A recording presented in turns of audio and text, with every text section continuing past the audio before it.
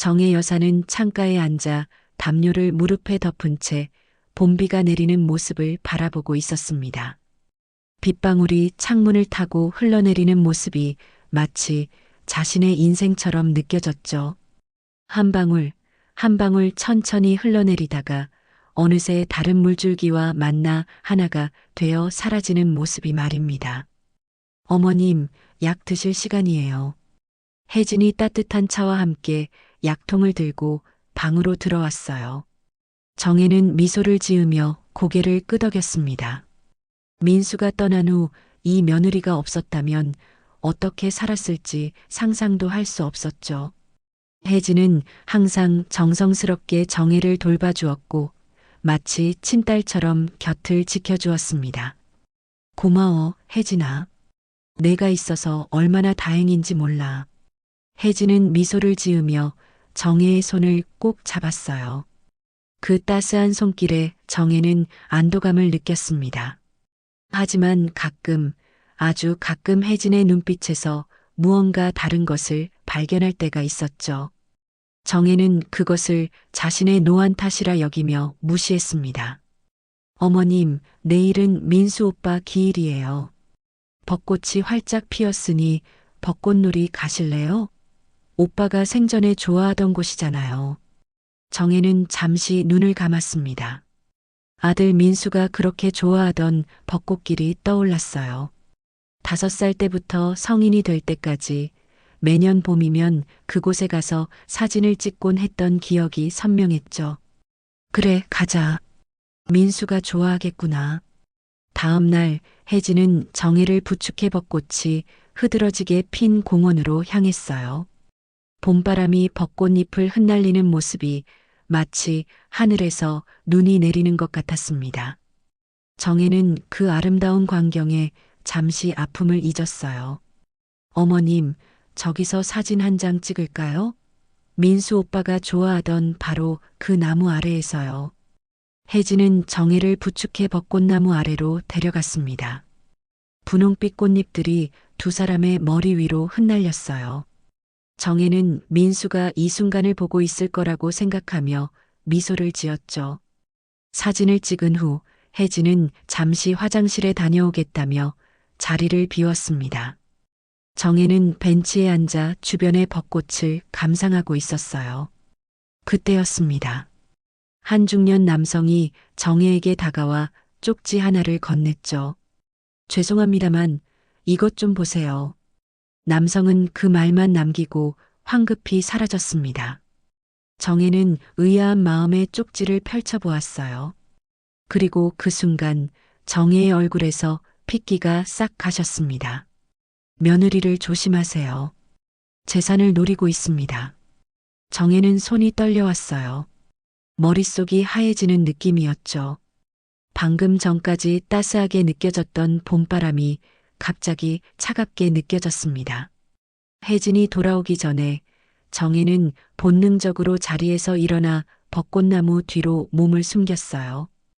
혜진이 돌아와 주변을 두리번거리는 모습이 보였습니다. 정혜는 가슴이 쿵쾅거리는 소리가 혜진에게 들릴까 두려웠어요. 쪽지를 꼭 쥔 손에서는 식은땀이 흘렀죠. 어머니, 어디 계세요? 혜진의 목소리에는 걱정이 묻어 있었습니다. 하지만 정혜의 머릿속에서는 쪽지의 내용이 계속해서 맴돌았어요.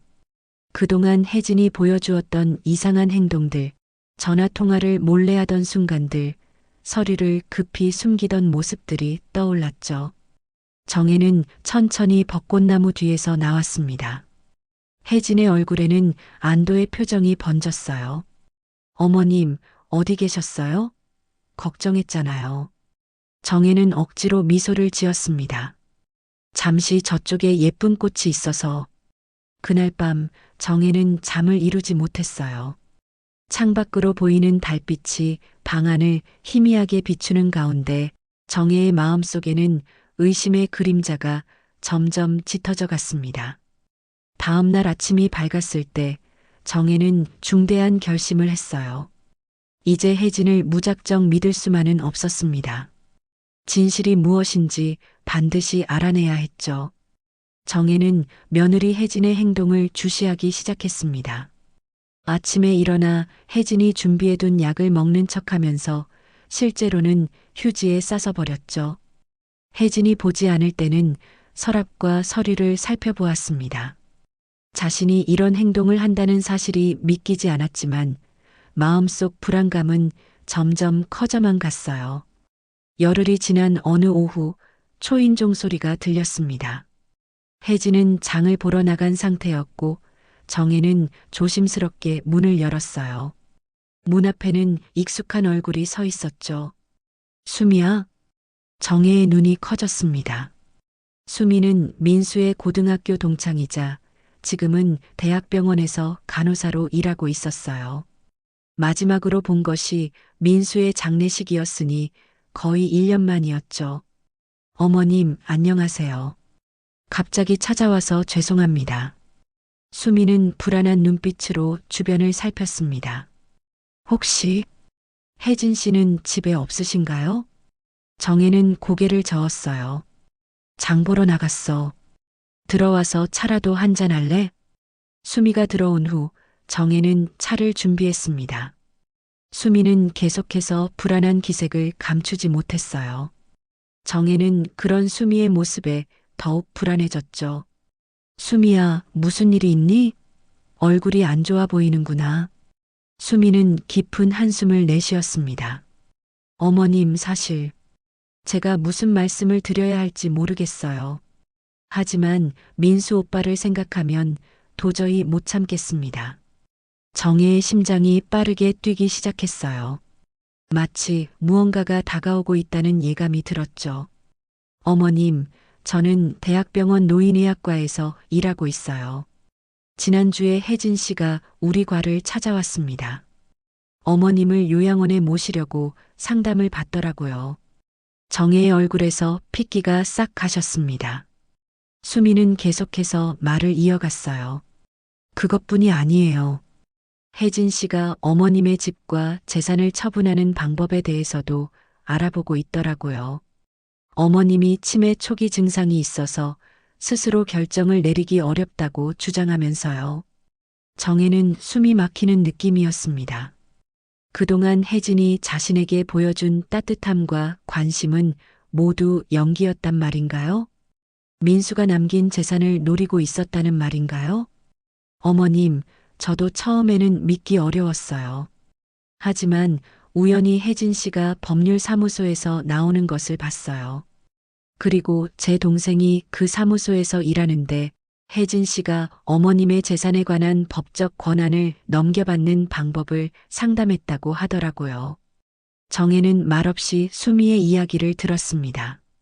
가슴속에서는 분노와 배신감이 치밀어 올랐지만 한편으로는 아직도 믿기지 않았어요. 자신이 딸처럼 아끼던 혜진이 그런 사람일 리가 없다고 생각했죠. 어머님, 제가 이런 말씀을 드려서 정말 죄송해요. 하지만 민수 오빠가 살아있다면 어머님을 지켜드리고 싶었을 거예요. 저도 그래서 이렇게. 수미의 눈에서 눈물이 흘러내렸습니다. 정혜도 마음이 복잡했어요. 머릿속에서는 여러 생각이 뒤엉켰죠. 수미야, 내 말이 사실인지 확인할 방법이 있을까? 수미는 잠시 생각하더니 고개를 끄덕였습니다. 제 동생이 혜진 씨가 상담한 내용의 일부 사본을 가지고 있어요. 내일 가져다 드릴게요. 그리고 어머님, 혹시 혜진 씨가 어머님께 드리는 약 확인해 보셨나요? 정혜는 순간 몸이 굳었습니다. 혜진이 매일 아침 저녁으로 챙겨주던 약들이 머릿속에 스쳐 지나갔어요. 항상 건강을 위한 영양제라고 했던 그 약들. 수미야, 그 약을 검사할 수 있을까? 수미는 고개를 끄덕였어요. 제가 병원에 가져가서 분석해 볼게요. 대화를 마치고 수미가 떠난 후 정혜는 창가에 앉아 깊은 생각에 잠겼습니다. 창밖으로는 여전히 벚꽃이 흩날리고 있었지만 이제 그 아름다움은 눈에 들어오지 않았어요. 저녁이 되어 혜진이 장을 보고 돌아왔습니다. 정혜는 평소와 다름없이 행동하려 노력했지만 가슴속에서는 폭풍이 몰아치고 있었어요. 혜진이 다정하게 건네는 말 한마디, 미소 하나가 모두 의심스러웠습니다. 그날 밤 정혜는 혜진이 잠든 후 조용히 자신의 방을 뒤졌어요. 서랍장 깊숙한 곳에서 오래된 상자를 꺼냈습니다. 그 안에는 딸 미영이 생전에 남겼던 유품들이 있었죠. 정혜의 딸 미영은 10년 전 병으로 세상을 떠났지만 항상 어머니를 걱정했던 따뜻한 딸이었습니다. 상자 속에서 작은 녹음기 하나를 발견했어요. 정혜는 조심스럽게 그것을 켰습니다. 오랫동안 잊고 있었던 딸의 목소리가 조용히 흘러나왔죠. 어머니, 이 녹음을 들으신다면 저는 이미 이 세상에 없겠죠. 하지만 어머니를 향한 제 사랑은 영원할 거예요. 제가 남긴 재산은 모두 어머니를 위한 것입니다. 어머니께서 편안한 노후를 보내시길 바라요. 그리고 만약 무슨 일이 생긴다면 김 변호사님께 연락하세요. 모든 준비를 해두었으니까요. 정혜의 눈에서 눈물이 흘러내렸습니다. 딸의 목소리를 듣는 것만으로도 가슴이 찢어지는 듯 했어요.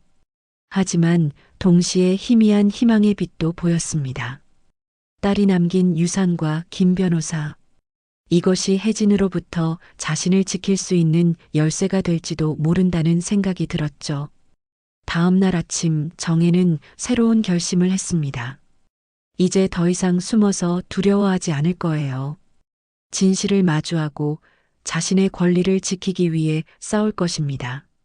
아침 식사 시간 정혜는 평소와 다름없이 혜진이 내민 약을 받아들었습니다.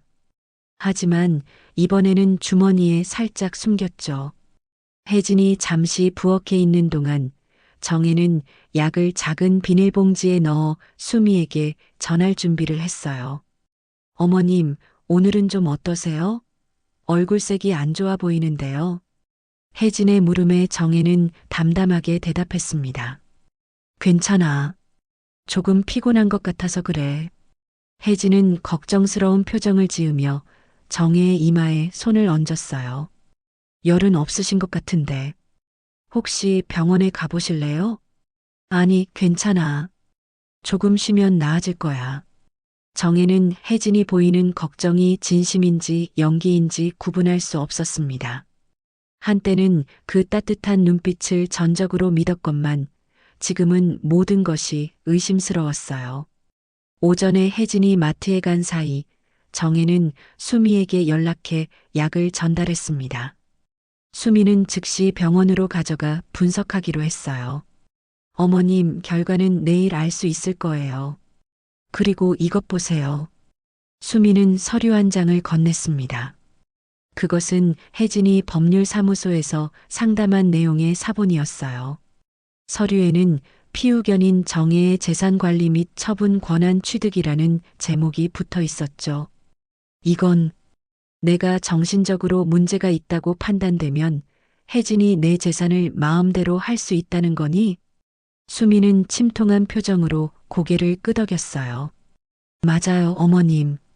혜진 씨는 어머님이 치매 초기 증상을 보인다고 주장하려는 것 같아요. 그러면 법적으로 어머님의 재산을 관리할 권한을 얻게 됩니다. 정혜는 마음이 무거웠습니다. 아들의 아내, 딸처럼 아끼던 사람이 자신을 이렇게 배신할 거라고는 상상도 못했죠.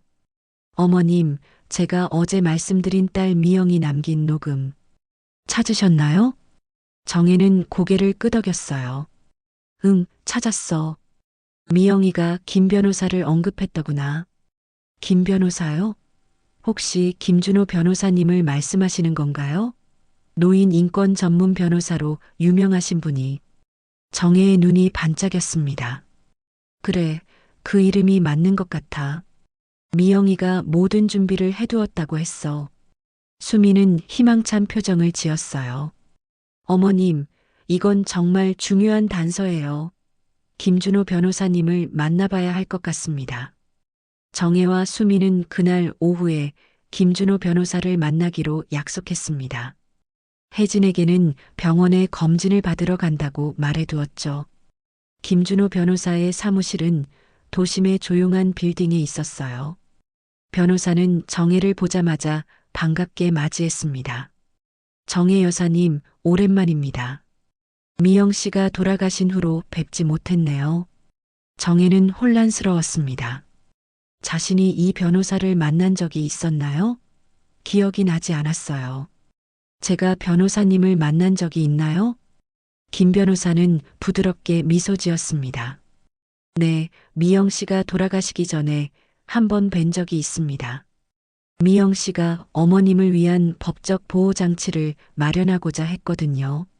정혜의 가슴이 뭉클해졌어요. 딸 미영은 떠나면서도 어머니를 위한 준비를 해두었던 것입니다. 미영 씨는 자신이 먼저 떠날 것을 예감했던 것 같아요. 그래서 어머님의 재산과 권리를 보호하기 위한 여러 법적 장치를 마련해 두었습니다. 김 변호사는 서류 한 묶음을 꺼냈어요. 이것은 미영 씨가 남긴 유언장과 어머님을 위한 신탁 설정 문서입니다. 미영 씨의 재산은 어머님의 평생 동안 어머님만을 위해 사용되도록 법적으로 보장되어 있어요. 정혜는 복잡한 서류를 이해하기 어려웠지만 딸의 사랑과 배려가 느껴져 눈시울이 붉어졌습니다. 그런데 왜 이제서야 이 이야기를 듣게 된 거죠? 미영이가 떠난 지 10년이 넘었는데 김 변호사는 미안한 표정을 지었어요. 미영 씨의 지시에 따라 어머님께서 직접 찾아오시거나 위험한 상황에 처했을 때만 이 정보를 알려드리기로 했습니다. 평소에는 어머님이 마음 편히 지내시길 바랐거든요. 정혜는 딸의 깊은 배려에 가슴이 아팠습니다. 미영은 항상 어머니를 먼저 생각하는 딸이었어요. 변호사님, 제 며느리 혜진이 제 재산을 가로채려는 것 같아요. 김 변호사의 표정이 심각해졌습니다. 어떤 증거가 있으신가요? 수미가 나서서 지금까지 알아낸 정보들을 설명했어요.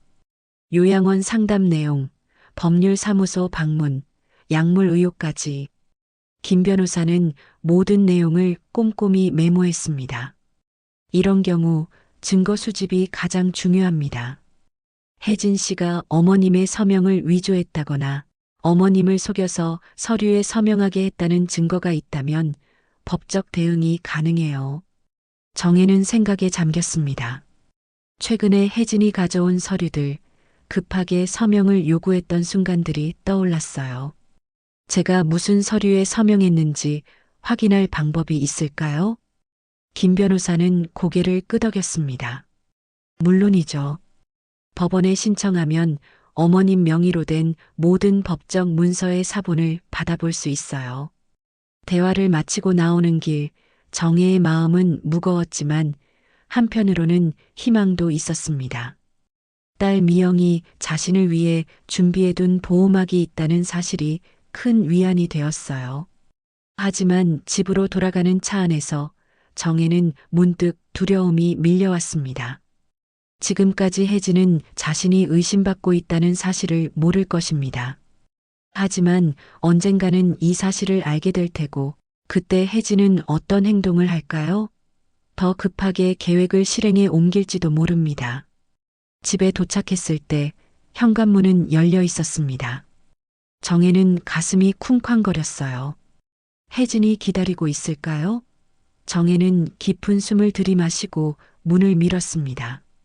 거실에는 혜진이 서 있었고 손에는 정혜가 숨겨두었던 녹음기가 들려 있었어요. 어머니, 이게 무슨 녹음기죠? 혜진의 목소리는 평소와 다름없이 부드러웠지만 눈빛은 차갑게 빛났습니다. 정혜는 순간 말문이 막혔어요. 머릿속이 하얘지는 느낌이었죠. 하지만 곧 마음을 다잡았습니다. 이제 더는 두려워할 필요가 없었어요. 그건 내 딸 미영이 남긴 거야. 정혜는 당당하게 말했습니다. 혜진의 표정이 미묘하게 변했어요. 녹음기를 손에 쥔 혜진의 손마디가 하얗게 변할 정도로 힘이 들어갔죠. 어머님, 오늘 어디 다녀오셨어요? 병원에 가신다고 하셨는데. 수미라는 여자분과 함께 다니시더군요. 정혜는 놀랐습니다. 혜진이 자신을 미행했다는 말인가요? 가슴속에서 불안감이 커졌지만 이제 물러설 수 없었어요. 맞아, 수미를 만났어. 민수의 친구잖아. 그리고 변호사도 만났지. 혜진의 얼굴이 굳어졌습니다. 잠시 침묵이 흐르다가 혜진이 갑자기 웃음을 터뜨렸어요. 그 웃음소리에 정혜는 등골이 오싹해졌죠. 어머님, 왜 이러세요? 제가 뭘 잘못했나요? 오빠가 돌아가신 후로 정말 정성껏 모셨는데. 혜진의 눈에서 눈물이 흘러내렸습니다. 그 모습에 정혜는 잠시 흔들렸어요. 정말 자신이 혜진을 오해한 것일까요? 하지만 곧 벚꽃 아래서 받았던 쪽지와 수미가 보여준 증거들이 떠올랐죠. 혜진아, 내가 내 재산을 가로채려고 한다는 이야기를 들었어. 혜진의 표정이 순식간에 변했습니다. 눈물을 흘리던 얼굴에서 모든 감정이 사라졌어요. 마치 가면이 벗겨진 듯한 차가운 표정이었죠. 누가 그런 말을 했죠? 수미인가요? 오빠의 그 친구는 항상 저를 시기했어요. 제가 오빠와 결혼했다고 질투했던 거예요. 혜진은 녹음기를 테이블 위에 거칠게 내려놓았습니다. 그 소리에 정혜는 움찔했어요. 어머님, 어머니는 요즘 기억력이 많이 안 좋으세요. 어제 아침에 먹은 것도 기억 못 하시잖아요. 그런 어머님이 누군가의 말만 듣고 저를 의심하시다니. 혜진의 말에 정혜는 잠시 혼란스러웠습니다. 정말 자신의 기억이 흐릿한가요? 아침에 무엇을 먹었는지 기억나지 않는 것은 사실이었어요. 하지만 혜진아, 내가 어제 아침에 뭘 먹었는지 기억 못하는 건 내가 주는 약 때문일지도 모르지. 혜진의 얼굴이 창백해졌습니다. 정혜는 계속해서 말을 이어갔어요. 수미가 내가 준 약을 검사하고 있어. 내일이면 결과가 나올 거야. 혜진은 갑자기 웃음을 터뜨렸습니다. 그 웃음소리에는 비웃음과 분노가 섞여 있었어요. 어머님, 정말 제가 어머님을 해치려 했다고 생각하세요? 그 약은 그저 영양제일 뿐이에요.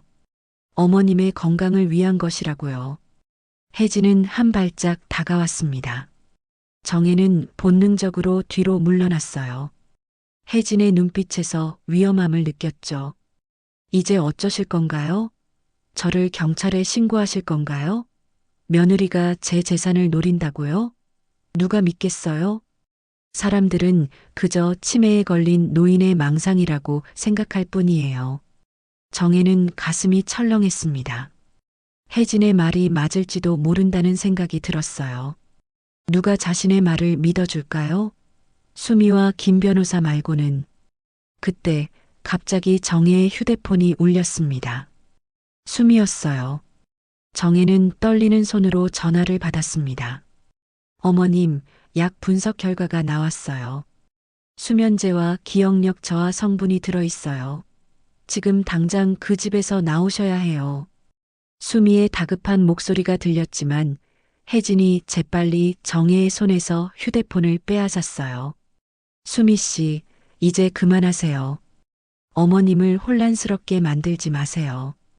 혜진은 전화를 끊었습니다. 그리고 서늘한 미소를 지으며 정혜를 바라보았어요. 어머님, 이제 어떻게 하면 좋을까요? 어머님은 치매 초기 증상을 보이고 계세요.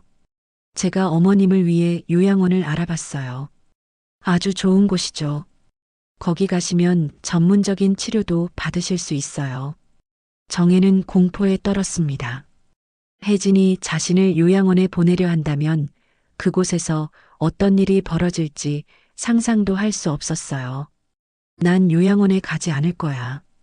이 집은 내 딸 미영이 남긴 것이고 내 이름으로 되어 있어. 혜진은 비웃듯 웃었습니다. 더 이상 아니에요, 어머님. 어머님께서 지난달에 서명하신 서류 기억나세요?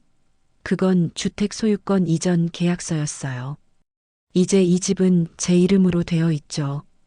정혜는 충격에 휩싸였습니다. 지난달 혜진이 급하게 가져온 서류에 서명한 기억이 아득하게 떠올랐어요.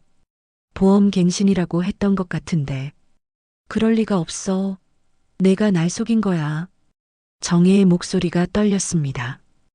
혜진은 아무런 감정 없이 정혜를 바라보았어요. 어머님, 진정하세요. 어머님이 이렇게 흥분하시면 건강에 좋지 않아요. 자, 약을 드실 시간이에요. 혜진이 약병을 들고 다가오자 정혜는 본능적으로 소파 뒤로 물러났습니다. 공포에 질린 눈으로 혜진을 바라보며 손을 들어 방어 자세를 취했어요. 날 더 이상 속이지 마. 내가 주는 약을 절대 먹지 않을 거야. 혜진의 얼굴이 일그러졌습니다. 더 이상 친절한 며느리의 가면을 쓰고 있지 않았어요. 어머님, 제발 이러지 마세요. 이미 끝난 일이에요. 어머님은 내일 요양원에 가실 거고 저는 이 집을 팔 거예요. 오빠가 남긴 재산으로 새 삶을 시작할 거라고요. 정혜의 눈에서 눈물이 흘러내렸습니다. 아들이 죽고 난 후 혜진이 보여준 모든 애정과 관심이 거짓이었다는 현실이 가슴을 아프게 했어요. 하지만 정혜는 더 이상 물러서지 않기로 결심했습니다. 혜진아, 넌 내가 약하고 무력한 노인이라고 생각했지? 하지만 난 내 딸의 딸이야. 미영이처럼 강하고 똑똑한 여자라고.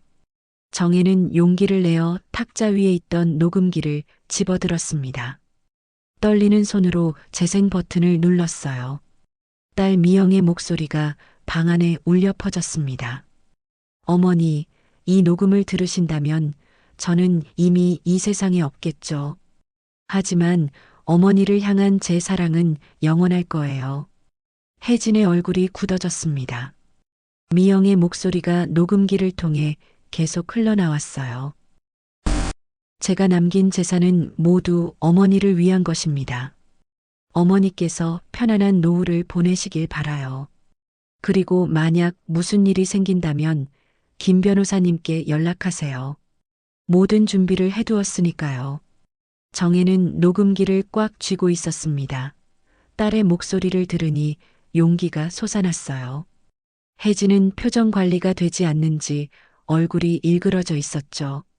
어머님, 그런 오래된 녹음은 아무 소용 없어요. 이미 법적으로 모든 절차가 끝났다고요. 혜진의 목소리에 자신감이 묻어 있었지만 눈빛은 불안해 보였습니다. 정혜는 그 틈을 놓치지 않았어요. 오늘 김준호 변호사를 만났어. 미영이가 모든 준비를 해두었다고 하더구나. 내가 꾸민 계획은 이미 무너지고 있어. 혜진의 얼굴이 창백해졌습니다. 김준호라는 이름이 혜진에게 충격을 준 것 같았어요. 거짓말이에요. 어머님, 그 변호사는 이미 은퇴했다고요. 정혜는 고개를 저었습니다. 아니, 그는 여전히 일하고 있어. 그리고 미영이가 남긴 모든 서류를 가지고 있지. 내가 위조한 내 서명도 이미 확인했을 거야. 혜진은 잠시 말을 잃었어요. 정혜는 이 기회를 놓치지 않고 계속 말을 이어갔습니다. 혜진아, 이제 그만하자. 내가 한 일은 범죄야. 하지만 아직은 모든 것을 되돌릴 수 있어. 내 약을 조작한 것, 서명을 위조한 것, 모든 걸 인정하고 사과한다면. 혜진의 얼굴에 분노가 치밀어 올랐습니다. 더 이상 가식적인 모습은 온데간데 없었어요. 사과요? 무엇을 사과해야 한다는 거죠? 저는 1년 동안 어머님을 모셨어요. 오빠가 죽고 난 후 저는 제 인생을 포기하고 어머님을 돌봤다고요. 혜진의 목소리가 점점 커졌습니다. 정혜는 조용히 그 분노를 지켜보았어요. 내가 왜 이런 취급을 받아야 하죠? 오빠가 남긴 건 이 집뿐이에요. 하지만 알고 보니 모든 재산이 미영 씨 명의로 되어 있었고 저는 한 푼도 받지 못할 처지였어요. 정혜는 놀랐습니다. 민수가 모든 재산을 미영에게 넘겼다는 사실을 몰랐어요. 하지만 생각해 보니 민수와 미영은 항상 가까웠고 미영은 오빠의 결혼을 탐탁지 않게 여겼었죠. 그래서 내가 내 재산을 가로채려고 한 거니? 혜진은 비웃듯 웃었습니다. 가로채다니요? 그건 제 몫이었어요. 오빠가 남긴 재산은 당연히 제 것이 되어야 했어요. 하지만 미영 씨가 모든 것을 망쳤죠. 정혜는 가슴이 아팠습니다. 혜진의 말 속에는 진정한 사랑이나 연민이 없었어요. 오직 재산에 대한 탐욕뿐이었죠. 혜진아, 넌 민수를 진심으로 사랑했니? 갑작스러운 질문에 혜진은 잠시 말문이 막혔습니다. 그러다 천천히 고개를 흔들었어요. 사랑이요? 어머님, 세상에 그런 건 없어요. 제가 오빠와 결혼한 이유는 그가 가진 것 때문이었죠. 안정된 직장, 좋은 집, 그리고 미래의 상속. 모든 게 완벽했어요. 하지만 오빠가 갑자기 사고로 떠나고 저는 아무것도 얻지 못했어요. 정혜의 눈에서 눈물이 흘러내렸습니다. 아들이 진심으로 사랑하던 사람이 이런 마음을 품고 있었다니. 민수는 알고 있었을까요? 갑자기 현관문이 열리는 소리가 들렸어요. 수미와 경찰들이 들어왔습니다. 정혜 어머님, 괜찮으세요? 수미가 달려와 정혜를 부축했어요. 경찰은 혜진에게 다가갔습니다. 혜진 씨, 약물 투여 및 서류 위조 혐의로 조사를 받으셔야 합니다. 혜진은 분노에 찬 눈으로 정혜를 노려보았어요. 어머님, 이런 식으로 나오시다니. 후회하실 거예요. 경찰이 혜진을 데리고 나간 후 정혜는 소파에 주저앉았습니다. 모든 일이 꿈만 같았어요. 자신이 딸처럼 아끼던 며느리가 이런 사람이었다니. 수미는 정혜 옆에 앉아 손을 잡아주었어요. 어머님, 이제 안전하세요. 약 분석 결과 혜진 씨가 어머님께 기억력 저하 약물과 수면제를 섞어서 드렸다는 증거가 나왔어요. 그리고 김 변호사님이 서명 위조건도 확인하셨대요. 정혜는 깊은 한숨을 내쉬었습니다. 이제 겨우 시작이라는 것을 알고 있었어요. 법적 싸움이 길어질 테고 그 과정에서 많은 상처를 받게 될 것입니다. 하지만 진실을 밝히는 것이 중요했죠. 며칠 후 정혜는 김 변호사와 함께 법원에 출석했습니다. 혜진은 모든 혐의를 부인하며 오히려 정혜가 치매 증상을 보인다고 주장했어요. 법정에서 혜진은 눈물을 보이며 자신이 얼마나 헌신적으로 시어머니를 돌봤는지 이야기했습니다. 저는 오직 어머님의 건강만을 생각했어요. 어머님이 가끔 혼란스러워하시고 망상을 보이셔서 걱정했을 뿐이에요. 요양원도 어머님의 건강을 위해 알아본 것이었습니다. 재판장은 조용히 혜진의 말을 들었습니다. 그리고 정혜의 증언 차례가 되었어요. 저는 82살입니다. 나이가 들었지만 아직 제 정신은 멀쩡합니다. 제가 혼란스러웠던 것은 며느리가 준 약 때문이었어요. 정혜는 떨리는 목소리로 모든 일을 이야기했습니다. 벚꽃 놀이에서 받은 쪽지부터 수미와의 만남, 그리고 혜진과의 대화까지.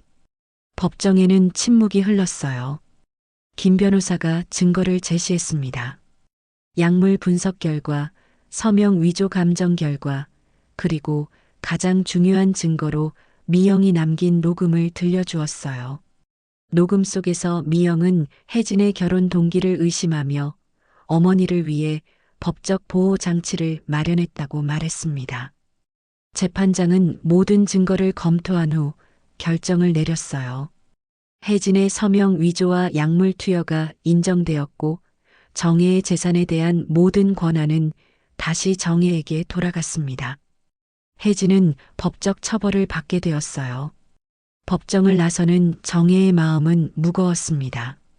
승리했지만 가슴속에는 여전히 아픔이 남아 있었어요. 아들이 사랑했던 사람이 자신이 딸처럼 아꼈던 며느리가 이런 배신을 했다는 사실이 너무 고통스러웠죠. 집으로 돌아가는 차 안에서 정혜는 창밖으로 흩날리는 벚꽃을 바라보았습니다.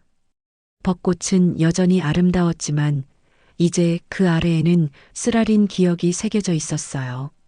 어머님, 이제 어떻게 하실 건가요? 수미의 물음에 정혜는 잠시 생각에 잠겼습니다. 그리고 천천히 대답했어요. 내가 겪은 일을 다른 노인들은 겪지 않았으면 해.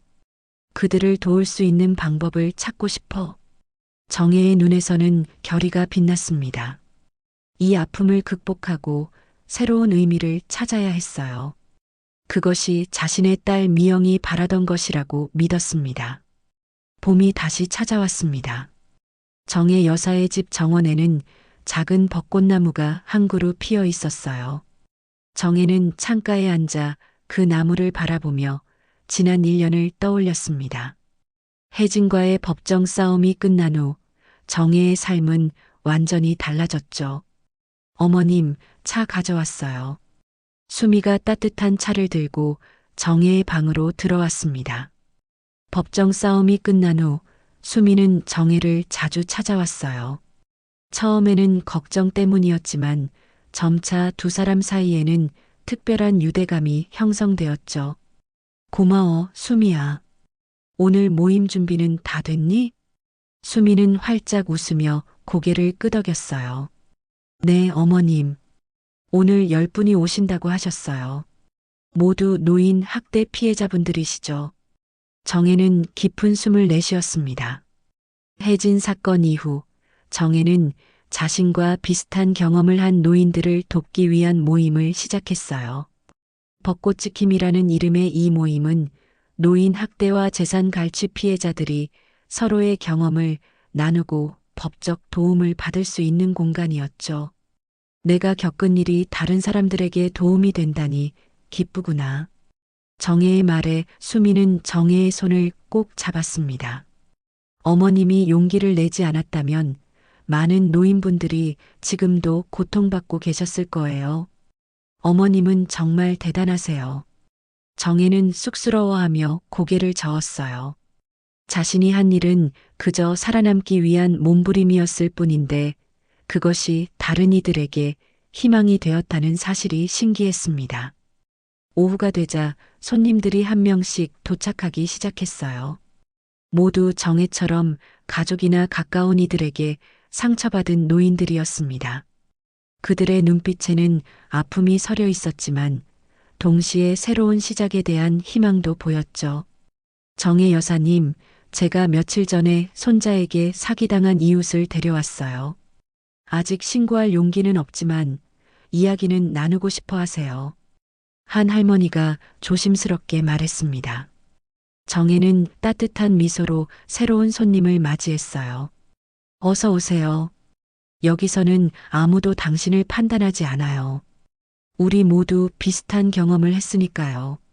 모임이 진행되는 동안 참석자들은 각자의 이야기를 나누었습니다. 아들에게 집을 빼앗긴 할아버지, 간병인에게 통장을 관리당하다 돈을 모두 잃은 할머니, 사기꾼에게 속아 평생 모은 재산을 날린 노부부. 이야기를 들을수록 정혜는 마음이 무거워졌지만 동시에 더 강한 의지가 생겼어요. 김 변호사도 모임에 참석해 법적 조언을 해주었습니다. 노인 학대와 재산 갈취는 명백한 범죄입니다. 두려워하지 마시고 신고하세요. 여러분의 권리를 지키는 것이 중요합니다. 모임이 끝날 무렵 정혜는 조용히 자리에서 일어났어요. 모두의 시선이 정혜에게 향했습니다. 여러분, 오늘 이 자리에 와주셔서 감사합니다. 제가 며느리에게 배신당했을 때 세상이 무너지는 것 같았어요. 하지만 이제 알게 되었죠. 우리가 노인들이 약한 존재가 아니라는 것을요. 정혜의 목소리는 작았지만 힘이 있었습니다. 그녀의 말에 모두가 고개를 끄덕였어요. 우리는 살아오면서 많은 어려움을 겪었고 그것을 이겨냈습니다. 이번에도 이겨낼 수 있어요. 혼자가 아니라 함께라면요. 모임이 끝나고 모두가 돌아간 후 정혜는 정원의 벚꽃나무 아래 앉았습니다. 이 나무는 혜진 사건 이후 정혜가 직접 심은 것이었어요. 벚꽃은 이제 더 이상 아픔의 상징이 아니었습니다. 새로운 시작, 희망의 상징이 되었죠. 어머님, 내일은 민수 오빠 기일이에요. 벚꽃놀이 가실래요? 수미의 질문에 정혜는 잠시 생각에 잠겼습니다. 작년에 그 아픈 기억이 떠올랐어요. 하지만 이제는 그 기억을 극복할 때였습니다. 그래, 가자. 올해는 미영이 있는 곳도 들르자. 다음 날 정혜와 수미는 민수가 좋아하던 벚꽃길을 찾았습니다. 벚꽃은 여전히 아름답게 흩날렸어요. 정혜는 민수와 미영의 사진을 꺼내 벚꽃나무 아래에 놓았습니다. 민수야, 미영아. 이제 너희를 떠나보낼 시간이구나. 정혜의 목소리는 떨렸지만 눈에는 결의가 빛났어요. 1년 전 이곳에서 정혜는 배신과 고통을 경험했습니다. 하지만 지금의 정혜는 달랐어요. 더 강해지고 현명해졌습니다.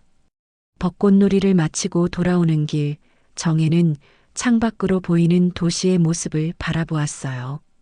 많은 노인들이 혼자 걸어가는 모습이 보였습니다.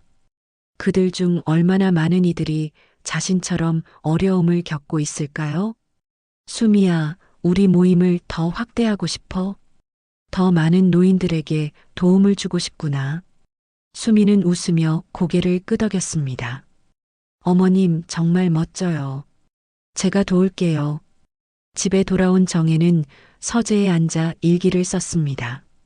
이제 정혜는 매일 일기를 쓰는 습관이 생겼어요. 자신의 경험과 생각을 기록하는 것이 치유에 도움이 된다고 느꼈죠. 오늘 아들과 딸의 사진을 들고 벚꽃놀이에 다녀왔다. 작년의 나라면 슬픔에 잠겨 있었겠지만 이제는 달라졌다. 그들이 내게 남긴 사랑과 추억은 영원히 내 마음속에 있을 것이다. 혜진이 준 상처도 이제는 아물어가고 있다. 때로는 그녀를 미워하기보다 불쌍하다고 느낀다. 진정한 사랑을 모르는 사람이 얼마나 외롭고 불행할까. 정혜는 펜을 내려놓고 창밖을 바라보았습니다. 어둠이 내리고 있었지만 그 어둠 속에서도 희망의 빛이 보였어요. 정혜의 삶은 여전히 진행 중이었고 아직도 많은 이야기가 남아 있었습니다. 다음 날 아침 정혜는 일찍 일어나 정원의 벚꽃나무에 물을 주었어요. 나무는 작았지만 건강하게 자라고 있었습니다. 마치 정혜의 새로운 삶처럼요. 전화벨이 울렸습니다. 지역 노인복지센터에서 정혜를 초청해 그녀의 경험을 나눠달라는 요청이었어요. 정혜는 잠시 망설였지만 곧 수락했습니다. 자신의 이야기가 다른 이들에게 도움이 된다면 그것이야말로 아픔을 극복하는 가장 좋은 방법이라고 생각했죠. 정혜는 벚꽃나무를 바라보며 미소 지었습니다. 벚꽃은 짧은 시간 동안만 피었다가 지지만 그 아름다움은 오래도록 사람들의 기억에 남습니다. 정혜의 삶도 그러하기를 바랐어요. 비록 자신의 시간이 얼마 남지 않았을지라도 그 시간을 가치 있게 사용하고 싶었습니다. 어머니, 미영 언니, 민수 오빠, 지켜봐 주세요.